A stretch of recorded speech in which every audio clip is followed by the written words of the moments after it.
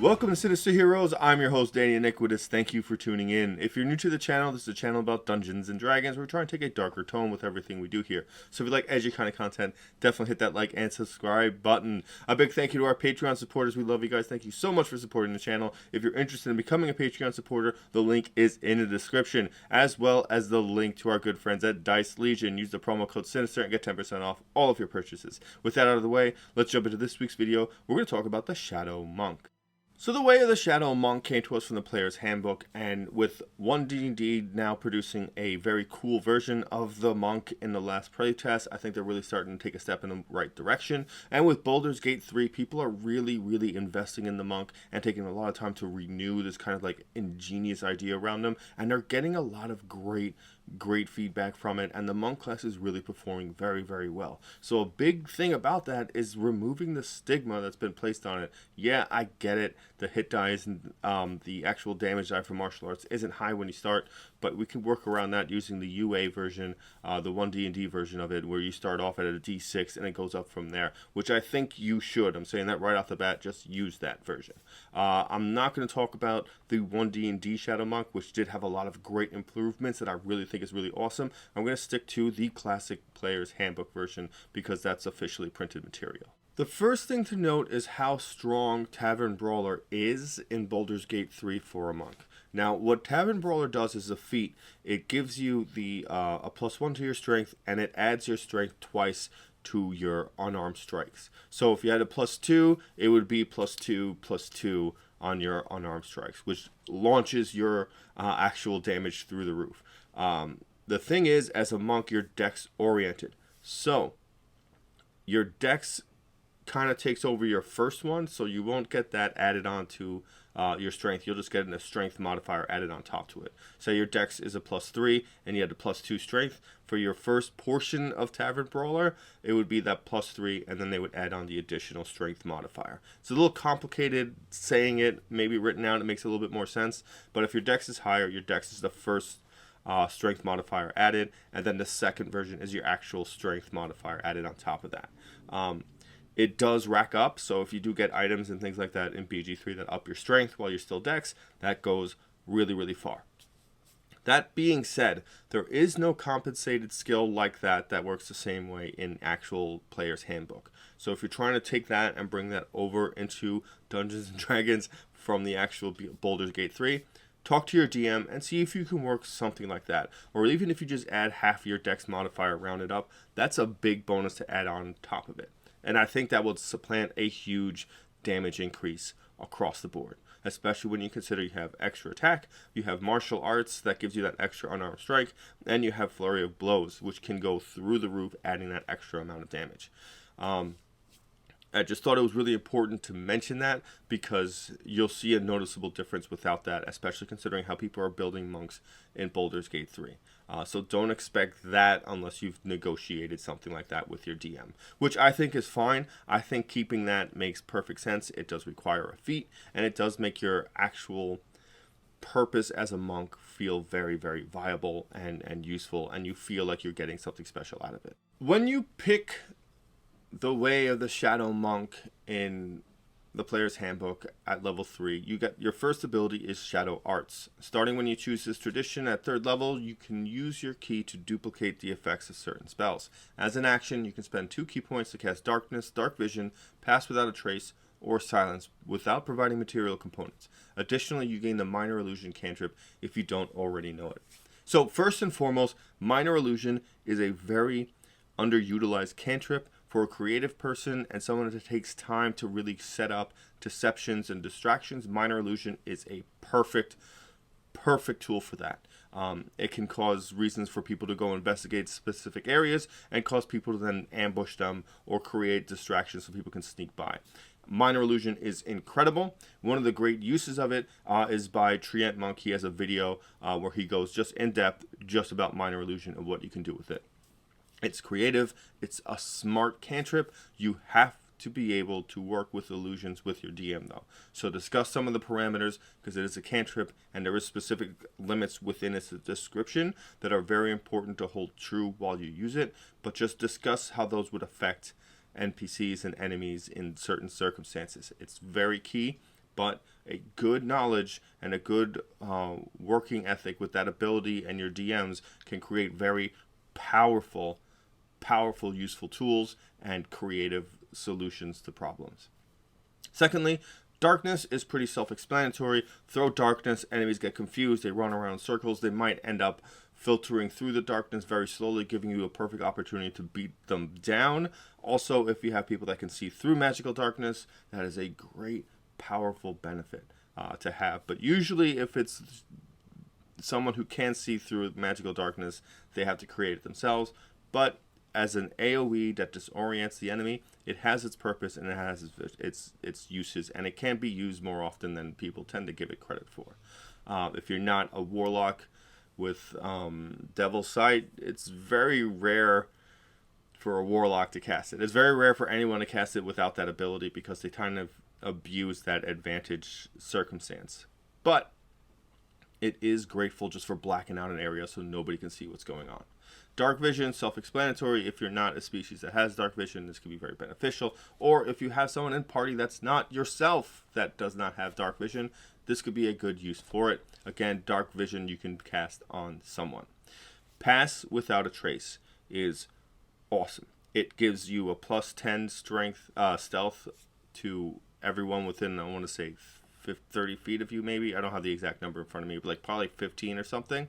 So keep pace with your heavy armored people. That's the best way to get your paladins to go and ambush someone and stealthily approach someone. Very valuable. The resource you'll spend on Pass Without a Trace in an offensive circumstance will greatly outweigh the resources you would have to spend if you didn't use it. It's a great way to get unseen attacker advantage, which is killer for rogues, paladins, anyone else that could be crit fishing, or anyone with a very strong attack roll that they need to make. People with great weapon master, things like that. Pass Without a Trace helps to give that a big boon by giving you advantage by sneaking up on enemies. Silence. Silence is something you very rarely get to see, and it's a shame.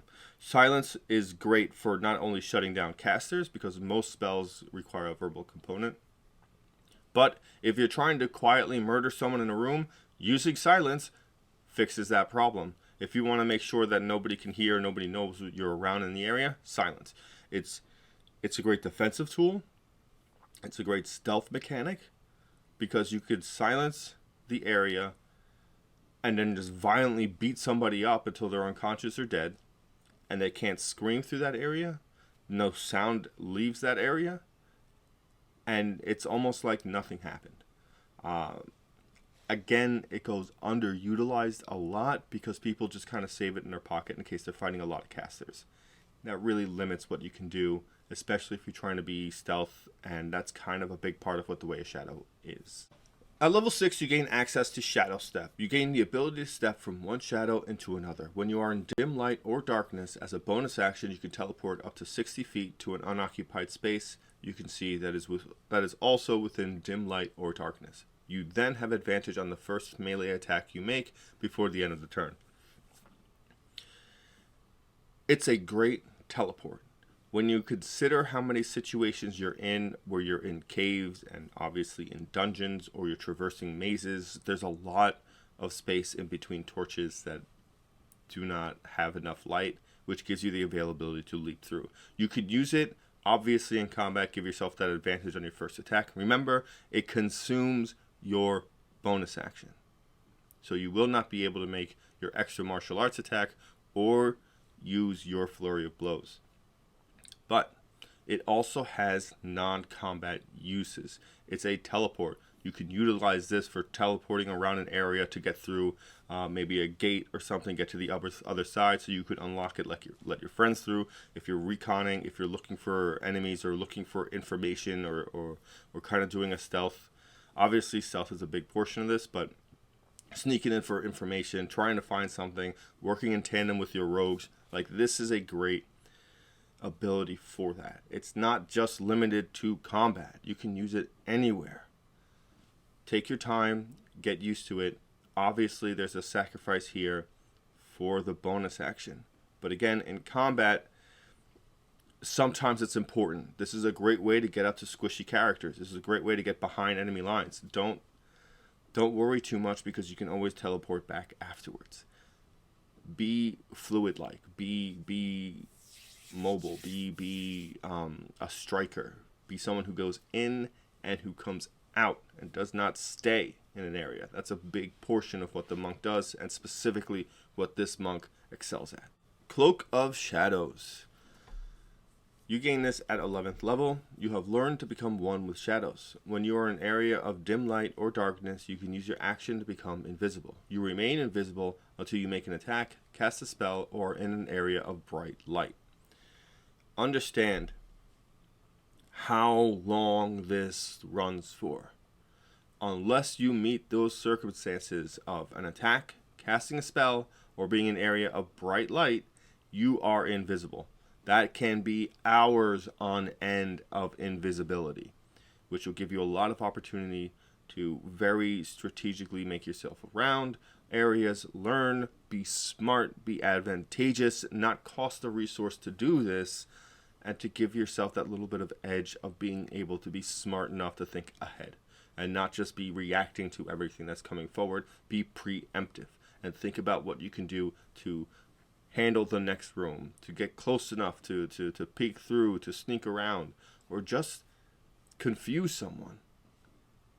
Throw out minor illusion, then go invisible. Like, keep things going and be in a great way where you feel like a ninja. Because obviously, when you're invisible, you're an unseen attacker, so that gives you advantage. Use that. Get the jump on somebody early. Those kinds of surprise attack rounds can change combat completely.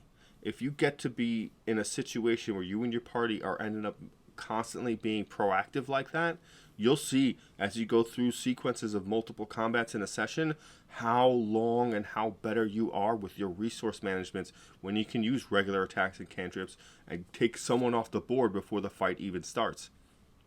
A great way to position yourself to do that is to have abilities like these, and nobody has a better ability than the monk, because God forbid something bad happens when you jumped in, you can still shadow step out, because again you have to stay within an area that's not bright light, which still makes that shadow step viable. So you have a catch and mouse, you have an initiate and an escape that you can pull off in one turn, and that might be enough for you to jump back, make a sound as you run away, and pull a few enemies towards you, and pull a group of maybe 4 or 5 so your party can rip them apart. It's risky, but that's why we play the game. The final ability a Shadow Monk gets is Opportunist. At 17th level, you can exploit a creature's momentary distraction when it is hit by an attack. Whenever a creature within 5 feet of you is hit by an attack made by a creature other than you, you can use your reaction to make a melee attack against that creature. This you should do in tandem with Stunning Strike. This is a reaction. This doesn't cost you anything but your actual reaction. My experience, very rarely are you going to be taking opportunity attacks. There's going to be something else you're saving it for, missile snaring, whatever it is. That kind of stuff is more so along the monk's main line. If an enemy runs up to you, it's probably going to stay there until it kills you. This, again, should be used in tandem with Stunning Strike. Your partner hits the enemy, hit him back, use that key point. This feels like an ability that should use a key point anyway because it's a 17th level ability, and at 17th level, 1 key point is not a lot. Drop that extra attack, throw in that Stunning Strike. It's a great opportunity because, again, Stunning Strike is hard to hit. But if you land it, and say maybe that other person that hit them has an extra attack, you just change the way that whole attack round goes. If that's a Paladin, that's a crit fish, that might end up being a huge smite. If that's anything else, they might be able to invest something great really into that. Like Death Domain clerics, if they hit and somehow ended up with like an extra attack, bang. The key is the creature has to be within 5 feet of you and has to be hit by an attack by a creature other than you. It can be ranged. It just has to be an attack. So it can be attack roll, spell attacks work for this. Spiritual weapon works for this. So now that monk, that cleric, that death domain might be able to hit him hard enough and throw its channel divinity in there and dump a whole bunch of necrotic damage into it. Again, this all comes in tandem with using the whole knowledge of your abilities and what they can do. It's a great option.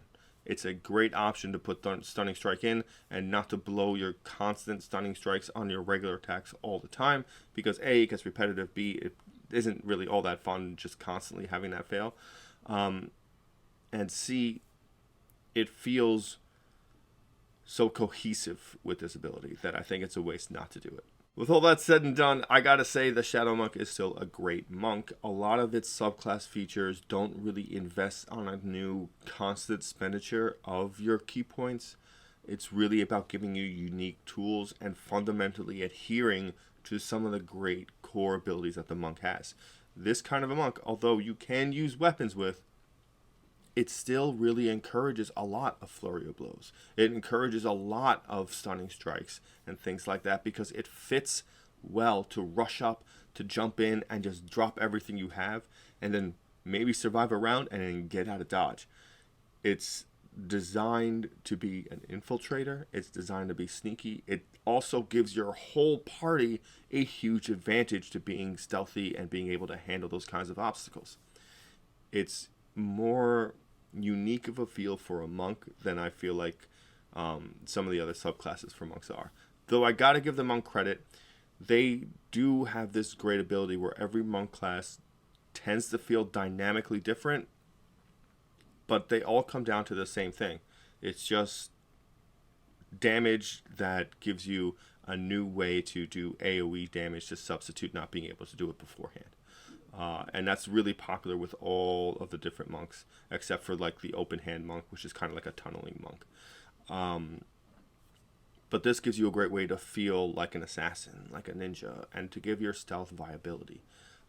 Carry a dagger, go 3 levels in assassin or something, and go the rest shadow monk, if you want a multi-class, is a great feel because you can still use your regular attack to get that sneak attack with the dagger, and then jump onto your regular unarmed strikes to substitute the rest, so you can still get your bonus action flurry of blows and do all those other circumstances. And it feels cool. It just works. You have a better version of dual wielding anyway because of martial arts. Enjoy it. Thank you so much for making it this far into the video. If you did, definitely hit that like and subscribe button. A big thank you to all our Patreon supporters. Thank you so much for supporting the channel and helping us bring out new content as often as we're able to do so. And a big thank you to our good friends at Dice Legion. Use the promo code Sinister, get 10% off all of your purchases. The links to both of those is in the description. And thank you for giving a spooky kid a chance.